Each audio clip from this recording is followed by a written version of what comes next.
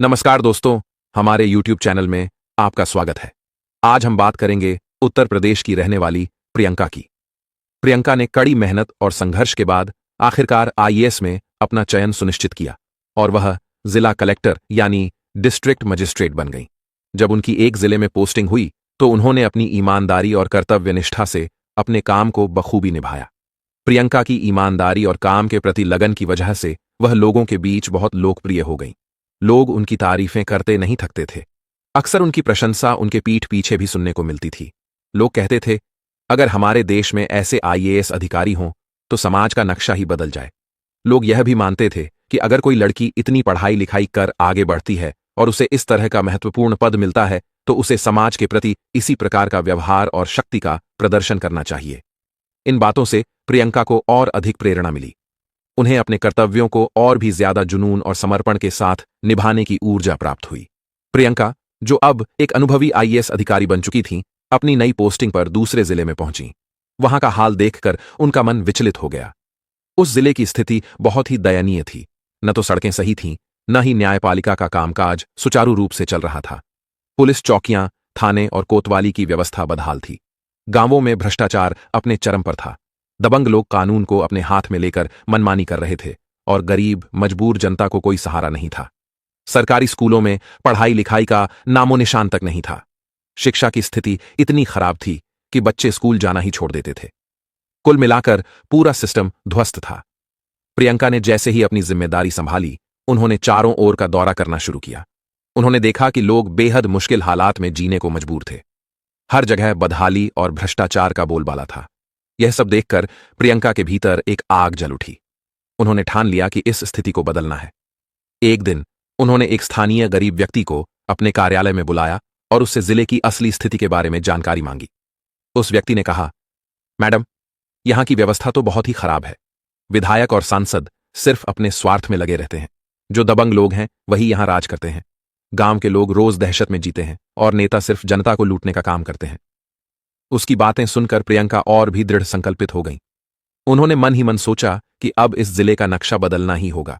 तो दोस्तों, आईएएस साहिबा प्रियंका ने जब यह महसूस किया कि जिले की व्यवस्था को सुधारने के लिए सबसे जरूरी है शिक्षा व्यवस्था को सही करना, तो उन्होंने इसे अपनी प्राथमिकता बना लिया। उन्होंने सोचा, शिक्षा ही वह आधार है जिससे समाज का भविष्य सुधारा जा सकता है। अगर बच्चों को सही शिक्षा मिलेगी तो यह युवा कल देश के लिए कुछ बड़ा करेंगे। प्रियंका ने तय किया कि सुधार की शुरुआत सरकारी स्कूलों से होगी। उन्होंने कहा, सबसे पहले मैं इन स्कूलों को सही ट्रैक पर लाऊंगी और फिर धीरे धीरे पूरे सिस्टम को सुधारने में जुट जाऊंगी। यह मेरा वादा है। अगले ही दिन उन्होंने एक योजना बनाई। बिना किसी दिखावे के साधारण साड़ी पहनकर एक सामान्य ग्रामीण महिला के रूप में वह एक गांव के सरकारी स्कूल पहुंची। उनका उद्देश्य था स्कूल की असली स्थिति को बिना किसी पूर्व जानकारी के जांचना। जब वह स्कूल पहुंची तो वहां का हाल देखकर वह हैरान रह गई। स्कूल में न तो शिक्षक सही समय पर मौजूद थे और न ही बच्चों को पढ़ाई लिखाई सिखाई जा रही थी। कुछ बच्चे इधर उधर खेल रहे थे तो कुछ स्कूल के बाहर बैठकर समय बिता रहे थे। प्रियंका ने देखा कि शिक्षा का हाल बद से बदतर हो चुका था। वहां पहुंचकर उन्होंने बच्चों और गांव के लोगों से बात की। उन्होंने धीरे धीरे यह समझा कि समस्या केवल स्कूल में नहीं बल्कि पूरी व्यवस्था में है। लेकिन उन्होंने हार मानने के बजाय मन में ठान लिया कि वह इस स्थिति को बदल कर रहेंगी। यह उनका पहला कदम था और वह जानती थीं कि यह सफर लंबा है, लेकिन उनकी हिम्मत और इरादे अडिग थे। दोस्तों, जब प्रियंका स्कूल पहुंची तो वहां के माहौल को देखकर उन्हें काफी हैरानी हुई। स्कूल में करीब 100 से 50 बच्चे थे, लेकिन हालात बहुत खराब थे। प्रियंका ने पहले ही अपने ड्राइवर और गनर से कह दिया था कि वह 1 से 1.5 किलोमीटर पहले रुक जाएं और वह पैदल स्कूल जाएंगी। उनके साथ पुलिसकर्मी भी नहीं थे, सिर्फ उनका मोबाइल फोन था जिससे वह जरूरत पड़ने पर उन्हें बुला सकती थीं। प्रियंका ने यह फैसला लिया था कि वह बिना किसी दिखावे के सीधे तौर पर स्कूल का निरीक्षण करेंगी। जब वह स्कूल पहुंची तो वहां के चपरासी और शिक्षक सब चौंक गए। उन्हें यह समझ में ही नहीं आया कि यह महिला कौन है जो बिना किसी सुरक्षा के एकदम सामान्य तरीके से स्कूल में आ गई है। प्रियंका ने अपनी पहचान छिपाते हुए खुद को एक साधारण महिला बताया। उन्होंने कहा, मैं पास के इलाके में रहती हूं और हाल ही में यहां एक घर लिया है। मेरे 2 बच्चे हैं, एक लड़का और एक लड़की, जिन्हें मैं इस स्कूल में भर्ती करवाना चाहती हूं। इसीलिए पहले स्कूल की स्थिति को देखना चाहती थी ताकि बाद में निर्णय ले सकूं। शिक्षकों ने सोचा कि यह एक साधारण महिला है और उन्होंने उसे स्कूल के बारे में सभी बातें बतानी शुरू कर दी। उन्होंने बताया कि स्कूल में यह है, वह है, और बच्चे यहां अच्छे से पढ़ाई कर रहे हैं। लेकिन उन्हें यह नहीं पता था कि जिस महिला से वे बात कर रहे थे वह खुद उस जिले की डिस्ट्रिक्ट कलेक्टर यानी कि साहिबा प्रियंका थी। प्रियंका ने खुद से फैसला लिया कि वह कमरे में जाएंगी और बच्चों की पढ़ाई का निरीक्षण करेंगी। उन्होंने एक बच्चे को उठाया और कमरे में जाकर स्थिति का जायजा लिया। प्रियंका ने जब कमरे में प्रवेश किया और बच्चों से पूछा कि यह कौन सी क्लास है, तो एक बच्चे ने जवाब दिया, 6वीं कक्षा है। प्रियंका ने उससे पूछा कि अब तक वह क्या पढ़ चुका है। बच्चा बोला, मैम, हम पढ़ाई करते हैं, लेकिन यहां कोई भी शिक्षक समय पर नहीं आता। कभी कभी घंटों तक कोई नहीं आता और हम इधर उधर बातें करते रहते हैं। कभी कभी शिक्षक कहते हैं, बस याद कर लो, लेकिन पढ़ाई का कोई सही तरीका नहीं है। बच्चे की यह बात सुनकर प्रियंका का मन टूट गया। उन्हें यह सुनकर गहरी चिंता हुई कि जिस देश के भविष्य को बचाने के लिए उन्हें काम करना है, उस देश के बच्चों के साथ इस तरह का व्यवहार किया जा रहा था। शिक्षक, जो बच्चों के जीवन को दिशा देने वाले होते हैं, वे खुद ही इस तरह की लापरवाही दिखा रहे थे। प्रियंका ने यह महसूस किया कि यह स्थिति केवल बच्चों के लिए ही नहीं, बल्कि पूरे समाज के लिए खतरे की घंटी है। जब उन्होंने शिक्षकों से इस बारे में बात की, तो कई शिक्षक एकजुट हो गए और प्रियंका से कहा, मैम, हम झूठ नहीं बोल रहे हैं। यहां पर सच में ऐसा हो रहा है। हमें पता ही नहीं चलता कि कब हम स्कूल में होते हैं और कब घर चले जाते हैं। स्कूल और घर में कोई अंतर ही नहीं रह गया है। यह सुनकर प्रियंका का दिल और भी ज्यादा द्रवित हो गया।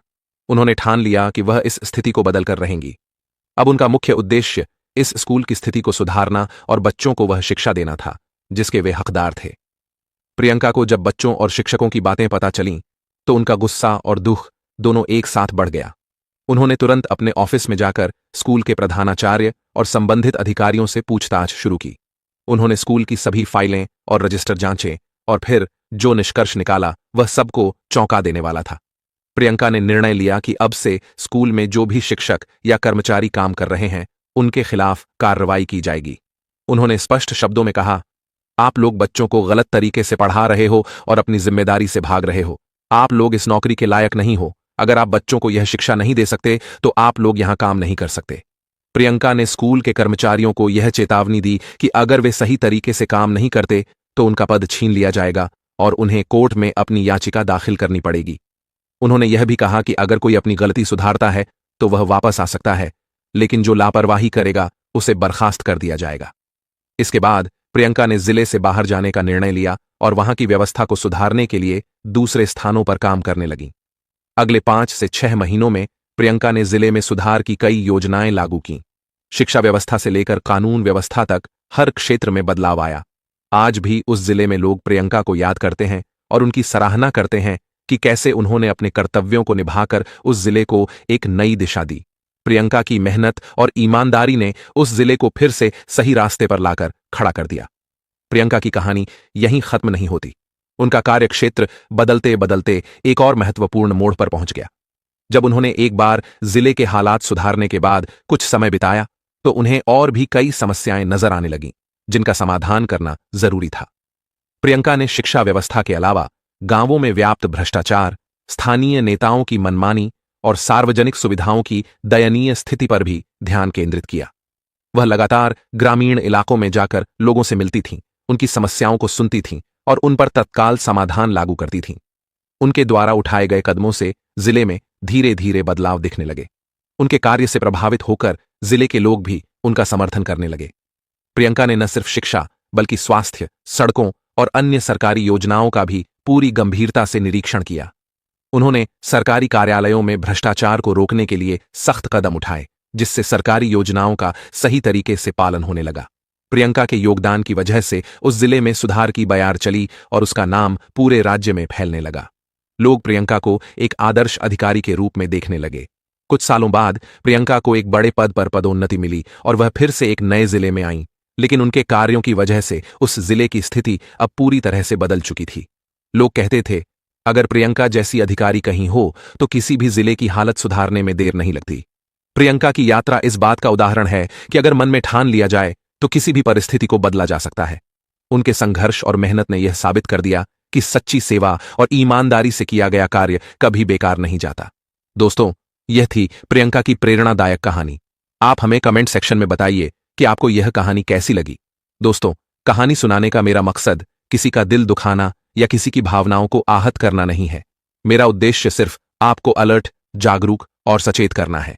इस कहानी के माध्यम से मिलने वाला संदेश आपके जीवन को बेहतर बनाने में मदद करे। आज की कहानी बस इतनी ही। फिर मिलते हैं।